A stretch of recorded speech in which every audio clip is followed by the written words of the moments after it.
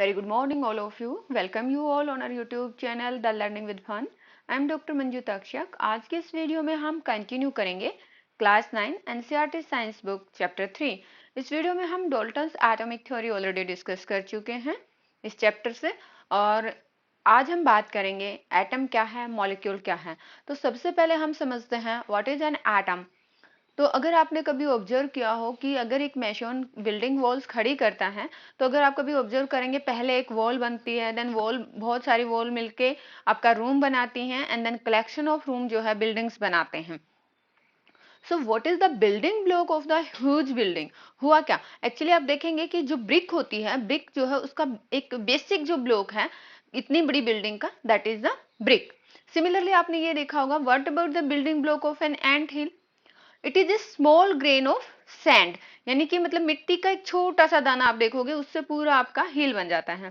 Similarly the building blocks of all matter are atoms, यानी कि जितने भी मैटर हैं उन सब का बिल्डिंग ब्लॉक एटम है. यानी कि जैसे आपने कोई भी बिल्डिंग देखी, वो ईंटों से बनी है. आप पहाड़ी देखेंगे, जो मतलब ग्रेन ऑफ सैंड्स होते हैं, बहुत सारे सैंड के ग्रेन्स मिलके आपका हिल बना देते हैं. तो सिमिलरली अगर हम किसी भी मैटर की बात करें, चाहे ये लैपटॉप है, चाहे आपकी नोटबुक है, पेन है, सब में बहुत सारे एटम्स होते हैं. तो यहाँ पे जो बिल्डिंग ब्लॉक है मैटर का, ये आपके एटम्स होते हैं. अब आप सोच रहे होगे एटम्स कितना बड़ा होता है. Atoms are very small, they are smaller than anything that we can imagine और कंपेयर विद. यानी कि जितना आप सोच सकते हो ना, उससे बहुत छोटा होता है. More than millions of the atoms when stacked, मतलब इतना कि आप मिलियंस ऑफ एटम, बहुत सारे मिलियंस ऑफ एटम को जब आपस में जोड़ दोगे, तो they would make a layer barely as thick as this sheet of paper. यानी कि जो आप नोटबुक का, अगर आप अपनी बुक का कोई पेज देखेंगे, तो उस पेज में आप ये सोचो कि मिलियंस ऑफ एटम आपके प्रेजेंट हैं. अगर हम एटॉमिक रेडियस की बात करें, किसी भी एटम की रेडियस कितनी होती है, तो एटम की रेडियस होती है 10⁻⁹ मीटर, यानी कि 1 नैनोमीटर के अराउंड होती है. और 1 नैनोमीटर आपका होता है 1/10⁹ मीटर, और इसको हम लिख सकते हैं 10⁻⁹ मीटर.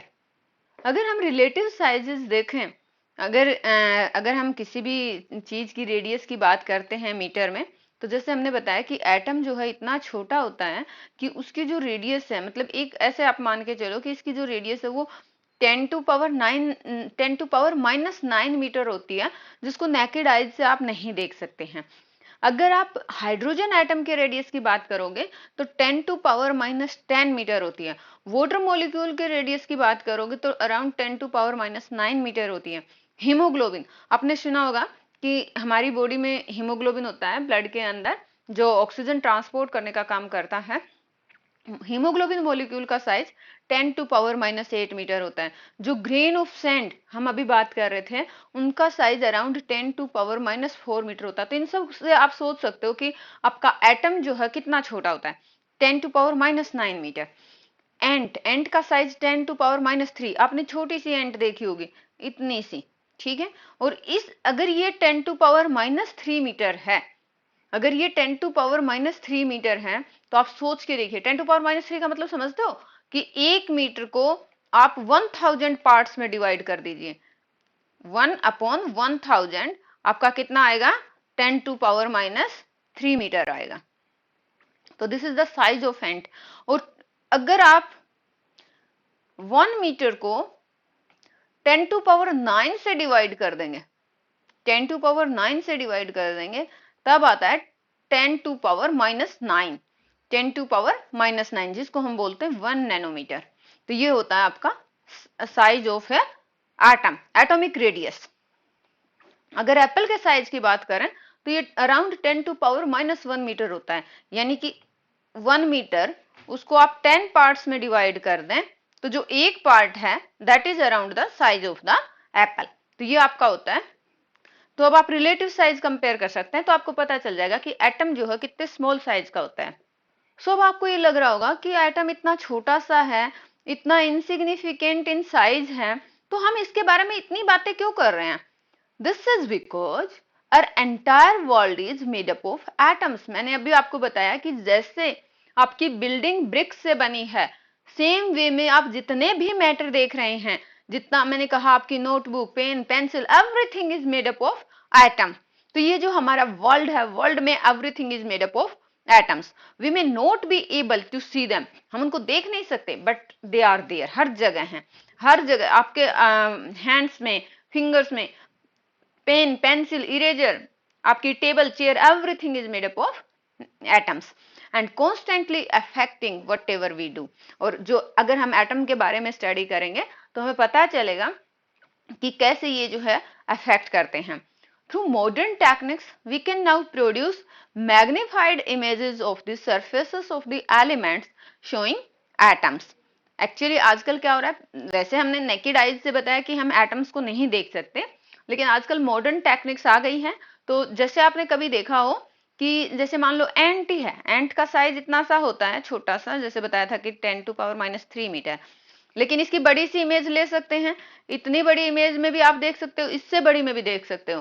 तो ये टेक्निक के हिसाब से क्या हुआ कि इस इमेज को मैग्नीफाई कर दिया। सिमिलरली एटम की इमेज को भी मैग्नीफाई किया जा सकता है, जो एलिमेंट्स हैं उनके सरफेस की इमेज को मैग्नीफाई किया जा सकता है, जिससे एटम को देखा जा सकता है। ये फिगर 3.2 आप देख सकते हैं, an image of the surface of the silicon. Silicon होता है आपका एक एलिमेंट है जिसका एटॉमिक नंबर 14 है, तो उसके सरफेस की इमेज यहाँ पे दिखाई गई है। अब आपसे पूछा गया है कि what are the modern day symbols of the atoms of the different elements, यानी कि जैसे ये बहुत सारे एलिमेंट्स हैं, इनके सिंबल क्या हैं। डोल्टन जो है, Dalton was the first scientist, Dalton ने ही सबसे पहले as a scientist atomic theory दिया, और डोल्टन ये पहले साइंटिस्ट है जिन्होंने एलिमेंट्स के लिए सिंबल यूज किया था in a very specific sense. When he used a symbol for an element, he also meant a definite quantity of that element। यानी कि जब डोल्टन साहब किसी भी एलिमेंट के लिए कोई सिंबल बनाते थे तो उसका मतलब था कि उस एलिमेंट की एक डेफिनेट क्वांटिटी है, यानी कि 1 एटम ऑफ दैट एलिमेंट। यानी कि जैसे उन्होंने ये हाइड्रोजन का सिंबल बना दिया, एक सर्कल बनाया, उसके अंदर एक डॉट लगा दिया, तो इट मीन्स ये आपका एक हाइड्रोजन का एटम है। Berzelius suggested that the symbols of the elements be made from 1 or 2 letters of the name of the element। ये जो बर्जेलियस है, उन्होंने ये बताया कि किसी भी एलिमेंट का जो सिंबल है उसको हम उसके लेटर से बना सकते हैं। जैसे हाइड्रोजन है, हाइड्रोजन को H से बना दिया, मैग्नीशियम है, मैग्नीशियम को Mg बना दिया, तो उस एलिमेंट के 1 या 2 लेटर यूज करके हम उसके सिंबल बना सकते हैं। यहाँ पे जो फिगर 3.3 दिखाया है, इसमें ये कुछ एलिमेंट्स के सिंबल दिखाए हैं जो डोल्टन ने प्रपोज किए थे। तो ये आपको सब रटने नहीं है, आपको बस थोड़ा सा समझना है। इस तरह के सिंबल डोल्टन ने यूज किए थे। शुरू में क्या होता था कि जो एलिमेंट्स हैं उनका नेम लिया गया जहां से वो निकले थे, जहां से उनको मतलब फाउंड किया गया था। तो name of the elements were derived from the name of the place where they were found for the first time. जैसे कॉपर की बात करें तो copper was taken from Cyprus, तो इसलिए कॉपर का जो है ना सिप्रस से मिलता जुलता नाम रख दिया कि कॉपर है। Some names were taken from the specific colours, कुछ एलिमेंट्स के कलर से नाम लिए गए। जैसे गोल्ड है, इंग्लिश में गोल्ड का मतलब होता है येलो, तो इसलिए जो गोल्ड है वो येलो कलर का होता है, इसलिए उसका नाम रख दिया येलो। अब आज के टाइम में क्या होता है, हमारा एक IUPAC सिस्टम है जिसको हम बोलते हैं international union of pure and applied chemistry. ये एक इंटरनेशनल साइंटिफिक ऑर्गेनाइजेशन है जो किसी भी एलिमेंट के नेम को अप्रूव करता है। उस एलिमेंट, कोई भी नया एलिमेंट मान लो डिस्कवर होता है, या हमारे आज तक जितने भी एलिमेंट हैं आज के टाइम में जो नेम है, सिंबल है, यूनिट है, वो सब कौन अप्रूव करता है? IUPAC, international union of pure and applied chemistry, एक इंटरनेशनल साइंटिफिक ऑर्गेनाइजेशन है।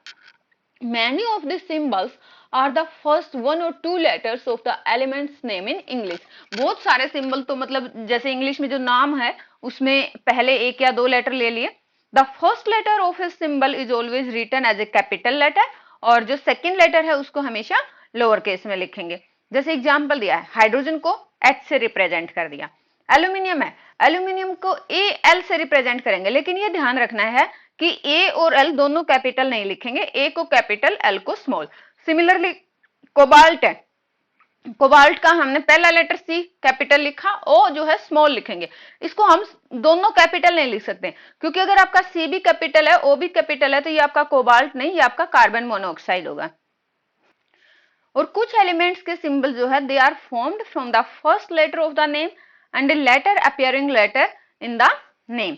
जैसे क्लोरीन है, क्लोरीन में आप देखोगे सी और एल है, इसका सी एच नहीं है। जैसे जिंक है, जिंक का जेड एन है। तो इस तरीके से भी कुछ नेम बनाए गए। Other symbols have been taking from the names of the elements in Latin, German और ग्रीक। जैसे कुछ अदर भाषाओं में उनका क्या मतलब होता है, उससे लिए गए। जैसे सिंबल ऑफ आयरन जो है, वो आयरन का मतलब कहीं भी उसमें एफ और ई नहीं है, बट उसका सिंबल जो है एफ ई होता है।